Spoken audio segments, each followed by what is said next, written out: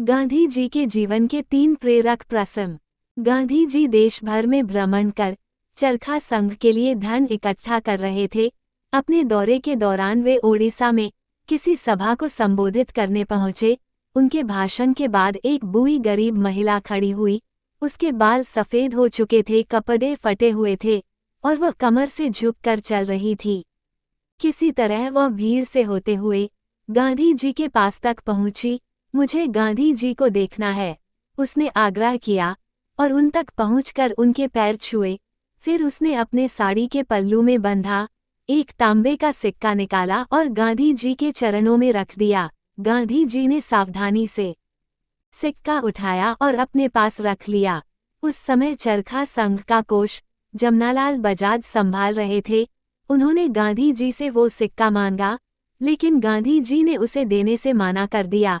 मैं चरखा संघ के लिए हजारों रुपए के चेक संभालता हूँ, जमनालाल जी हंसते हुए कहा। फिर भी आप मुझ पर इस सिक्के को लेके यकीन नहीं कर रहे हैं।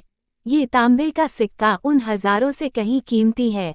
गांधी जी बोले, यदि किसी के पास लाखों हैं और वो 1000-2000 दे देता है तो उसे कोई फर्क नहीं पड़ता, लेकिन ये सिक्का शायद उस औरत की कुल जमा पूंजी थी। उसने अपना संसार धन दान दे दिया। कितनी उदारता दिखाई, उसने कितना बड़ा बलिदान दिया। उसने इसीलिए इस तांबे के सिक्के का मूल्य मेरे लिए 1 करोड़ से भी अधिक है। बहुत काली थी और मोहन डरा हुआ था। हमेशा से ही उसे भूतों से डर लगता था। वह जब भी अंधेरे में अकेला होता, उसे लगता कि कोई भूत आसपास है और कभी भी उस पे झपट पड़ेगा। और आज तो इतना अंधेरा था कि कुछ भी स्पष्ट नहीं दिख रहा था। ऐसे में मोहन को एक कमरे से दूसरे कमरे में जाना था। वह हिम्मत करके कमरे से निकला, पर उसका दिल जोर जोर से धड़कने लगा और चेहरे पर डर के भाव आ गए। घर में काम करने वाली रंभा वही दरवाजे पर खड़ी यह सब देख रही थी। क्या हुआ बेटा, उसने हंसते हुए पूछा। मुझे डर लग रहा है, दाई मोहन ने उत्तर दिया।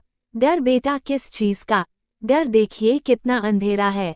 मुझे भूतों से डर लग रहा है, मोहन सहमते हुए बोला। रंभा ने प्यार से मोहन का सर सहलाते हुए कहा, जो कोई भी अंधेरे से डरता है वो मेरी बात सुने। राम जी के बारे में सोचो और कोई भूत तुम्हारे निकट आने की हिम्मत नहीं करेगा। कोई तुम्हारे सर का बाल तक नहीं छू पाएगा। राम जी तुम्हारी रक्षा करेंगे। रंभा के शब्दों ने मोहन को हिम्मत दी। राम नाम लेते हुए वो कमरे से निकला और उस दिन से मोहन ने कभी खुद को अकेला नहीं समझा और भयभीत नहीं हुआ।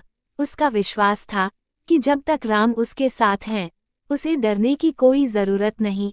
इस विश्वास ने गांधी जी को जीवन भर शक्ति दी और मरते वक्त भी उनके मुख से राम नाम ही निकला। कलकत्ता में हिंदू मुस्लिम दंगे भड़के हुए थे।